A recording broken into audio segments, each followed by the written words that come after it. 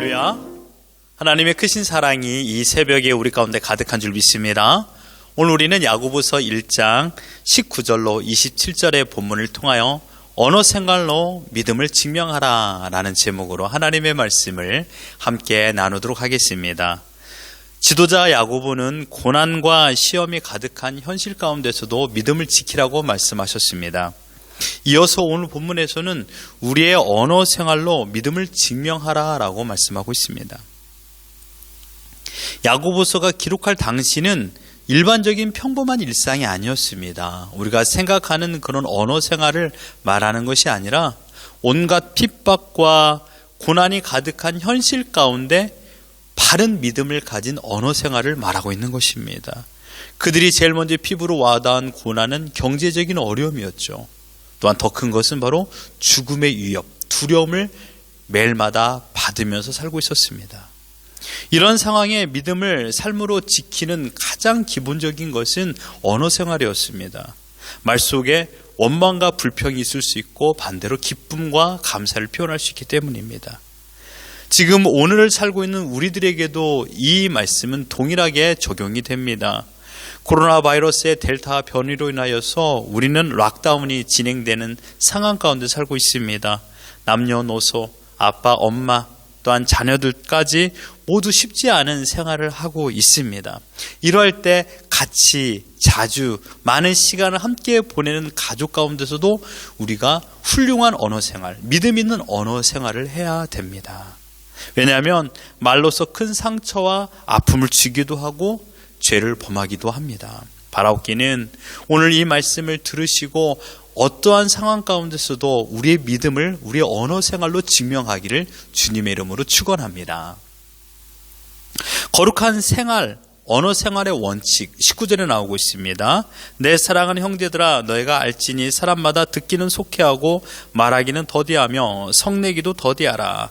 한 가지 빠름과 두 가지 느림을 말하고 있습니다. 듣는 것은 빠르게, 말하는 것은 느리게, 또한 화내는 것을 느리게 하라라고 말하고 있습니다.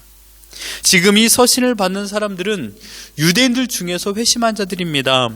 사도행전의 기록을 놓고 본다라면 그리스도를 믿는 유대인들은 각 나라에 흩어져서 살고 있었습니다. 그리고 그들의 특징은 무엇입니까? 유대인들은 가정에 모여서 예배를 드리고 또한 함께 믿음의 공동체 나눔을 진행했던 것이죠.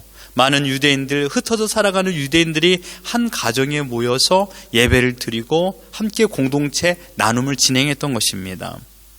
이들이 모여서 말씀과 기도하며 신앙이 점점점 자라났습니다. 하지만 자신들의 눈앞에 있는 어려운 상황 가운데 이야기를 나누지 않았겠습니까? 분명 그 힘든 이야기를 하였을 것이지요. 특별히 현실의 어려움은 여린 믿음을 가진 자들에게는 커다란 영향을 미쳤습니다. 언제나 죽음의 두려움 속에 핍박 속에서 살고 있는 그들에게 있어서 믿음으로 이겨내기에는 여간 쉬운 일이 아니었습니다. 이때 하나님을 향한 원망과 불평의 말은 당연히 커다란 영향을 미치게 되는 것이죠. 21절을 보십시오. 모든 더러운 것과 넘치는 악을 버리라고 했습니다. 넘치는 악이란 무슨 뜻일까요? 마음속에 악이 솟구쳐 올라 분출하다라는 것입니다. 은혜로 받은 구원입니다. 예수 그리스도가 나의 구주로 믿어지는 놀라운 믿음을 선물로 받았습니다. 그러나 현실은 어떠합니까? 처참합니다. 비참합니다. 삶과 믿음이 너무나도 양분화되어 있습니다. 믿음과 현실이 너무나도 큰 간격이 있는 것이지요. 그들이 가지고 있는 현실은 너무나도 비참했습니다. 모두가 나를 지켜보는 것처럼 느껴집니다. 아무것도 할 수 없습니다. 예수 그리스도를 믿는다는 말만 잘못하면 잡혀 죽을 상황에 놓여있기 때문입니다. 지금 어느 한 집이 모여있는 것도 얼마나 두려운 상황일까요? 매일 순교자의 이야기를 들어봅니다. 또한 매일 힘든 이야기를 들어봅니다. 믿음은 약해지고 원망과 불평은 마음속에 넘치는 것이죠. 예루살렘 교회에 있었던 야고보는 이 모든 사실을 다 알고 있었습니다. 그래서 21절에 말합니다. 그러므로 모든 더러운 것과 넘치는 악을 내버리고 너희 영혼을 능히 구원할 바 마음에 심어진 말씀을 오념으로 받으라. 마음에 더러운 것과 넘치는 즉 두려움과 원망과 불평된 생각을 버려라 라고 말하고 있습니다. 그리고 그 비워진 마음에 너희 영혼을 능히 구원한 그 말씀을 온유함으로 받으라. 그 말씀을 지키라 라고 말하고 있습니다. 넘치는 악과 반대되는 온유함으로 표현했습니다. 이 온유함이라는 것은 무엇입니까? 길들여진 상태를 말하고 있습니다. 길들여진 상태. 현재의 환난, 또한 죽음의 두려움이라는 넘치는 어려움을, 넘치는 염려를 다스릴 수 있는 유일한 것은 우리 영혼을 구원할 수 있는 말씀, 그 말씀뿐이 없다라고 지금 말하고 있는 것입니다. 무엇보다 우리 자신이 누구인가를 기억하라는 것입니다. 허물과 죄로 죽었던 우리들이었습니다. 매일마다 하나님의 의를 따르지 아니하였고 내 뜻대로 모든 넘치는 더러운 것과 악한 것들을 행했던 그런 존재들이었습니다. 내가 하고 싶은 말과 행동을 서슴지 않게 했던, 그래서 사망 선고를 받았던 그런 존재들이었습니다. 하지만 그런 우리가 구원을 받았습니다. 이 구원을 받은 자로서 하나님께서 우리를 사랑하시사 결코 내버려 두지 아니하시고 독생자들 예수 그리스도를 십자가에 달려 죽게 하심으로 말미암아 우리를 구원해 주신 그 은혜를 받은 것을 기억하라고 말씀하고 있습니다. 그 은혜를 받은 자로서 우리의 입술로 원망과 불평과 불신앙의 이야기를 하지 말라고 말하고 있는 것입니다. 때로는 지금의 형편이 너무 힘들고 어렵고 고달퍼서 우리도 원망과 불평의 말이 나올 수도 있습니다. 그때 야고보 지도자는 어떻게 말하고 있습니까? 26절을 보십시오. 자기 혀를 재갈 물려라 라고 말하고 있습니다. 신자로서의 부름을 받은 거룩한 인생을 살아갈 자들이 말로써 그런 망치는 인생을 살지 말도록 우리에게 강구하고 있는 것입니다. 아무리 경건한 믿음을 가졌다 하더라도 자신의 혀로 원망과 불평의 말을 한다면 헛된 경건이라고 말하고 있습니다. 그래서 재갈을 물리라고 말하고 있습니다. 길들여지지 않는 야생말을 다루는 방법이 재갈 물리는 것입니다. 인간은요, 온유함으로요. 온유함으로. 내 마음엔 더러운 것과 넘치는 악은 쉽게 길들여지지 않습니다. 특별히 현재의 고난과 함께 나의 욕심이 하나가 되어버린다라면, 나의 정욕이 하나가 되어버린다라면, 내 뜻이 하나가 되어버린다라면 어려움과 힘듦이 있습니다. 그때 내가 원하고 싶어하는 것과 하나가 되어버린다라면 그 폭발력은 수백 배로 증가하게 됩니다. 야고보서가 기록할 당시에 흩어져 살아가는 기독교인들의 공동체는 커다란 유익한 점이 있었습니다. 서로를 격려하고 구원의 확신을 이야기하고 하나님 나라를 소망하며 현재의 어려움을 이겨냈습니다. 이게 공동체의 유익이지요.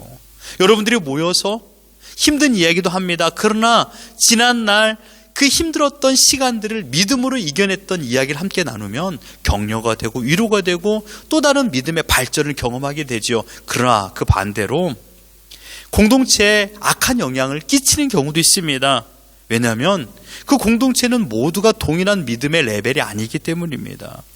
믿음이 강한 자와 약한 자가 함께 모여 있습니다. 경제적으로 여유가 있는 사람과 여유가 없는 사람이 모여 있습니다. 27절을 보십시오. 고아와 과부가 있다. 그 공동체에 존재하고 있습니다. 이러한 자들에게 환난과 어려움을 인하여서 원망과 불평, 결국 불신앙적인 언행을 해버린다라면 그 공동체의 믿음은 무너지게 되어 있죠.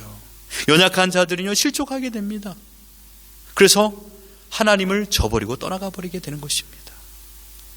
아직 믿음의 본질을 경험하기도 전에 먼저 믿었던 자들의 더러운 것과 넘치는 악, 곧 원망과 불평의 이야기로 계속적으로 그 공동체의 모임 가운데 이야기가 진행된다라면 하나님의 의를 이룰 수가 없는 것입니다.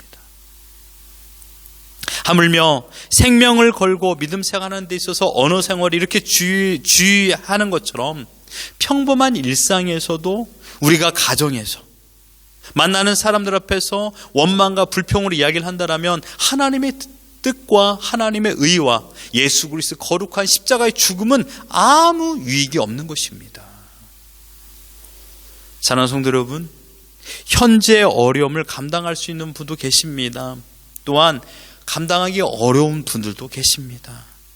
모두가 같은 믿음의 상태와 같은 경제적인 상태이지 않습니다. 다 제각각입니다. 결코 나는 감당할 수 있다고 힘들어하는 사람들에게 꾸짖지 마십시오. 그들이 어떻게 힘들어하는지, 무엇 때문에 염려와 근심 속에 있는지를 귀 기울여 들어주십시오. 말하는 것은 천천히, 듣는 것을 2배로. 힘든 상황에서도 원망과 불평의 이야기는, 그 언어는 우리 가정의 공동체의 믿음을 다 산산조각 낼 수 있는 힘을 가지고 있습니다. 위로와 격려의 힘도 가지고 있지만 우리 공동체의 믿음을 산산조각 낼 수도 있다라는 것입니다. 그게 바로 언어의 힘입니다. 무슨 일이 있어도 내 말을 원망과 불평으로 돌리지 마시고 나의 말을 감사 기쁨으로 고백하시길 바랍니다. 내 입에 재갈을 물린다라는 것은 이런 뜻입니다.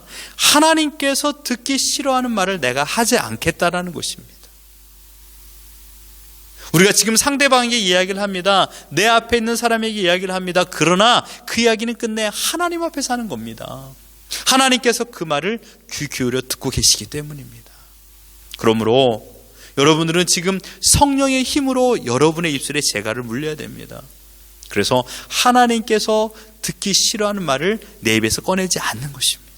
오늘부터 우리 가정에서 또한 누구를 만나는 상황에서도 하나님께서 듣기 싫어하는 원망과 불평의 말을 멈추십시오.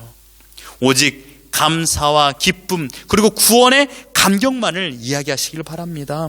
여러분의 언어 생활로 믿음을 증명하십시오. 그래서 지금의 어려운 상황에서도 이겨낼 수 있는 믿음과 힘을 주시는 하나님을 내 입술로 찬양하며 감사하며 그 기쁨 가운데 우리 공동체가 회복되는 것을 경험하는 우리 모두가 되기를 예수 그리스도 이름으로 축원합니다.